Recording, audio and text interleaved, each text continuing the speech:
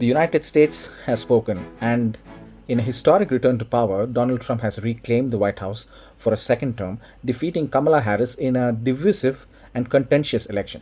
What does his victory mean for the country, and what can Americans and the world expect in the years ahead? We have already seen journalists and media houses boycotting the platform X, and we have also seen some international brands resuming advertising on X. Today on Escape to the Point, we are diving into the full implications of Donald Trump's second term, the factors behind his comeback, and what his win reveals about the deep divides in America today. Let's get into it. Trump's victory in 2024 was no small feat. After a contentious and polarizing first term, followed by his loss in 2020, few believed he'd make a comeback. But this time, Trump won over some key swing states: Pennsylvania, Michigan, Wisconsin, Nevada, and Georgia that had gone blue for Biden. His victory in Pennsylvania, with its 19 crucial electoral votes, was a decisive turning point. Harris did well in major urban centers like Philadelphia and Pittsburgh, but Trump's dominance in rural areas and key counties such as Erie, which often predicts the presidential outcome, sealed the deal. Let's break down what these electoral victories reveal. In 2020, the Democratic Party capitalized on dissatisfaction with Trump's handling of COVID 19, economic volatility, and his contentious rhetoric. Fast forward to 2024, and Trump's base not only remained loyal, but expanded to include more Hispanic and working class voters who felt increasingly distanced from the platform of the Democrats. These shifting demographics, especially in areas that were once the strongholds of Democrats, are shaping the future of American politics in ways we are just beginning to understand. It's impossible to understand this election result without addressing the economy. Nearly 70% of voters cited economic issues as their top concern, and over 45% said their financial situation had worsened since Biden's presidency. While the Biden Harris administration had successfully reduced the unemployment rate, inflation remained stubbornly high, and costs for essentials, from groceries to gas, continued to squeeze household budgets. What Donald Trump did was to harness this discontent, framing his campaign around promises of financial relief. He reminded Americans of the economic stability many associated with his first term and contrasted that sharply with recent struggles. His message resonated particularly well with the working class voters, many of whom had already lost faith in the Democrats' ability to address their needs. Trump's calls to bring back American jobs and reduce inflation were straightforward and direct, speaking to an electorate feeling economically left behind.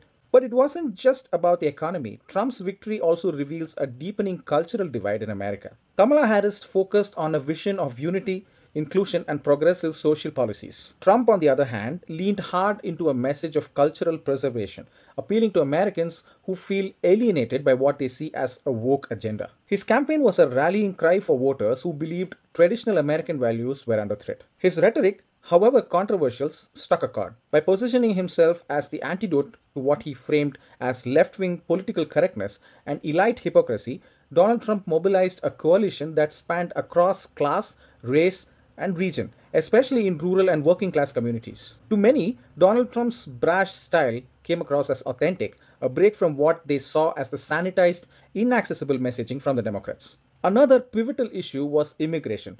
Trump's tough stance on border control and immigration resonated with voters concerned about national security and job competition. As issues of crime and public safety also made headlines, Trump's law and order approach found significant support. For many, his stance on these issues promised a sense of control and stability, contrasting with Kamala Harris's vision for a more inclusive immigration policy. To understand Trump's second term victory, let's look closer at the demographics of his voter base. This time around, Trump's appeal went beyond the traditional Republican strongholds, capturing support from diverse groups across the socio-economic spectrum. White working class voters have always been the backbone of Donald Trump's base since 2016, and in 2024 they remained a significant force. Exit polls indicate that Trump won around 60% of the white working class vote, a group that felt increasingly alienated by the Democrats. This demographic, often concentrated in rural and post industrial regions, resonated with Donald Trump's promises to restore traditional manufacturing jobs and reduce foreign competition. One of the most surprising shifts in 2024 was Donald Trump's increased support among Hispanic and black voters. Trump won an estimated 40% of Hispanic men, up around from 32% in 2020, marking an 8-point increase. In key areas like Florida and Texas, Hispanic voters in working class communities were drawn to Trump's emphasis on job security and cultural conservatism. Many of them cited economic concerns and a desire for traditional values as reasons for switching sides. Another interesting aspect is the younger African Americans. One of the most surprising findings was a 20-point shift among young African Americans with a high school education or less who moved significantly towards Donald Trump. This change represented a sharp departure from previous loyalty to the Democrats, and Trump managed to triple his support within the specific demographic. Older African Americans, however, remained loyal to Kamala Harris with 95% of the vote. The gender gap was another defining characteristic of this election. Trump led with male voters, winning 56% of the vote compared to Harris's 44%. His message of strength and resilience appeared to resonate with men across all age groups and backgrounds. Women, however, largely voted for Kamala Harris, especially in younger demographics, with Harris capturing 53% of female voters overall. This divide speaks to the cultural polarization in the US, with women more inclined to support candidates advocating progressive policies on healthcare, education, and family support. The generational divide was also notable, with older voters leaning strongly towards Donald Trump.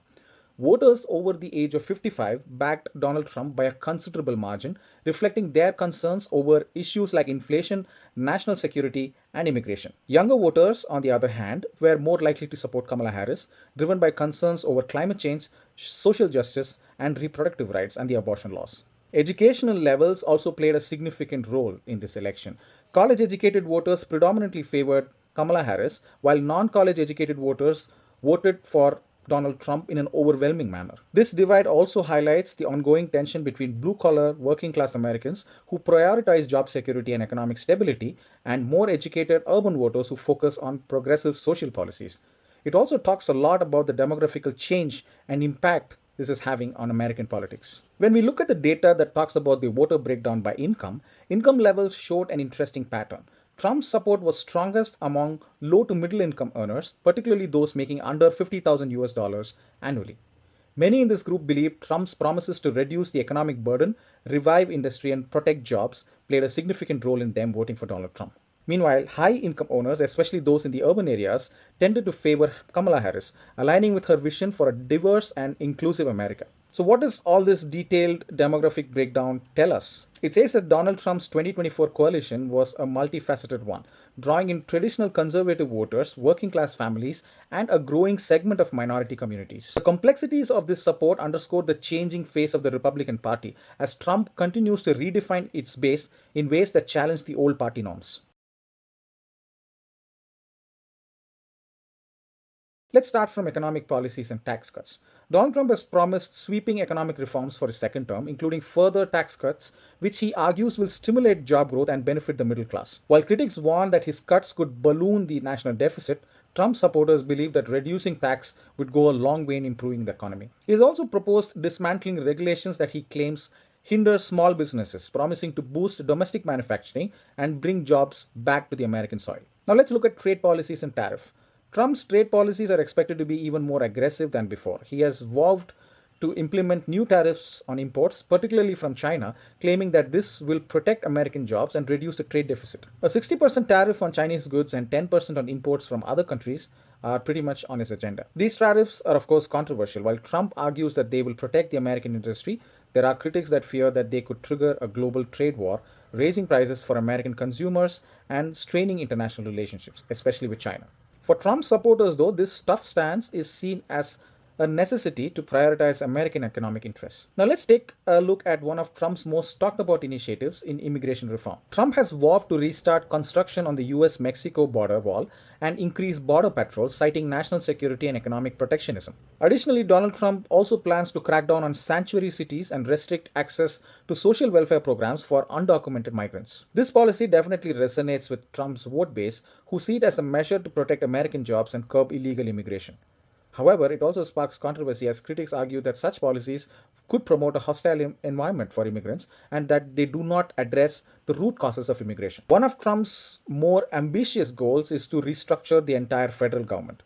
He's expressed frustration with the so-called deep state, and his administration has hinted at a plan to overhaul the civil service to make it easier for the president to remove and replace federal officials. This could fundamentally alter the balance of power within the executive branch, giving Donald Trump a direct control over agencies and policies. Supporters of this reform argue that it would allow the president to implement policies more effectively, removing bureaucratic roadblocks.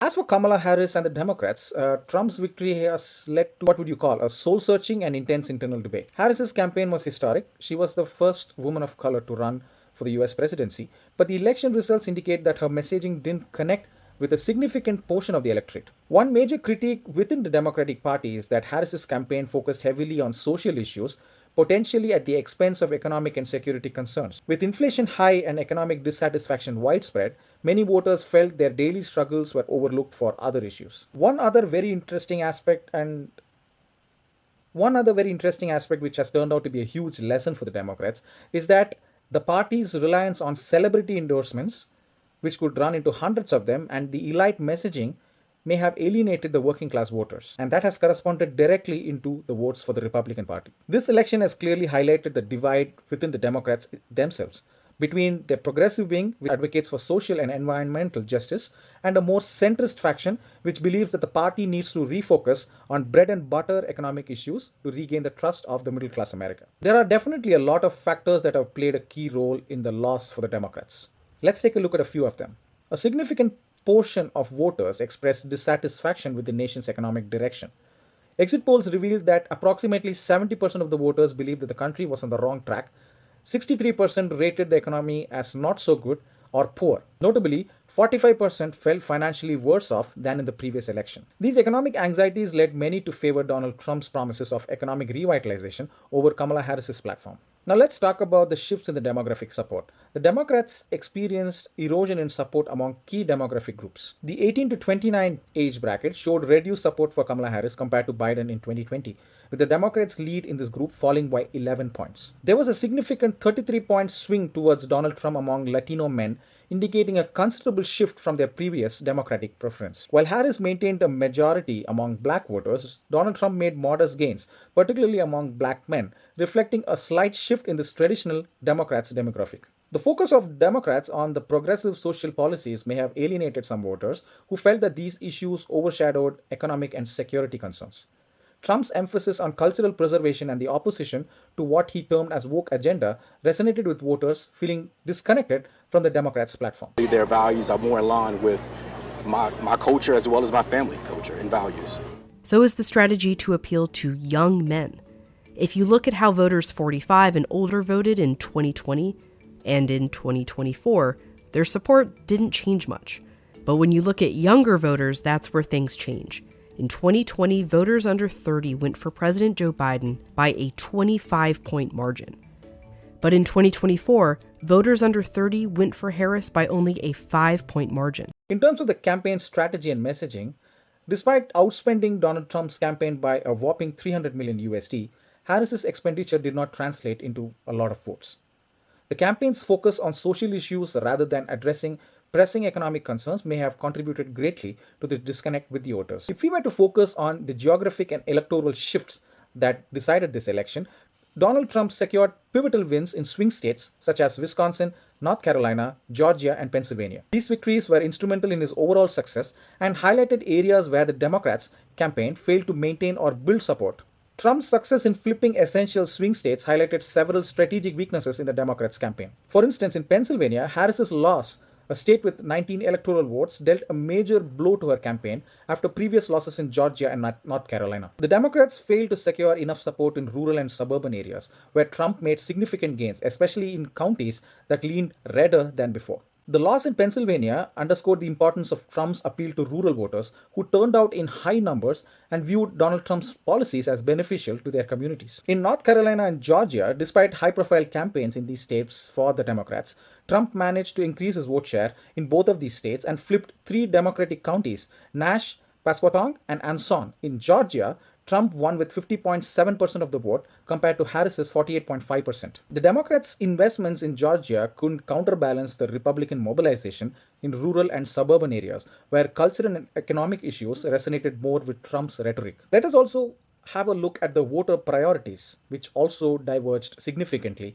and the Democrats' messaging did not align with many voters' top concern. Trump dominated among voters concerned about the economy, winning three-quarters of this demographic. Trump's emphasis on restoring economic stability and bringing back American jobs appealed more to these voters than what was being said by the Democrats, positioning him as a leader capable of addressing their immediate concerns. Another significant topic was the immigration. Trump had almost 90% of the vote share among those who had prioritized immigration as their main election issue.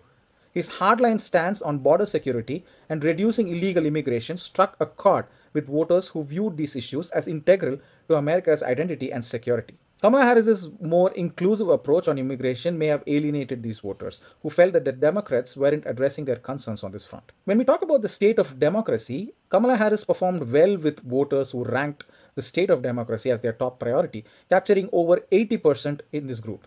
However, this was not the decisive issue for most voters, indicating that while concerns about democracy resonated with certain groups, the broader electorate was focused more on tangible issues like economy, inflation, and national security. In summary, we can understand that the Democrats' loss in the 2024 election was influenced by economic dissatisfaction, shifts in the demographic support, cultural divides, strategic missteps, and key electoral defeats in swing states.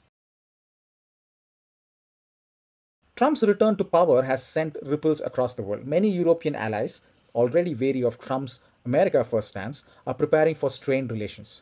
Trump's disdain for multilateral agreements and his push for NATO countries to increase defense spending could lead to a more isolated America on the world stage. China, which has been critical to Trump's foreign policy, is bracing for a renewed trade war.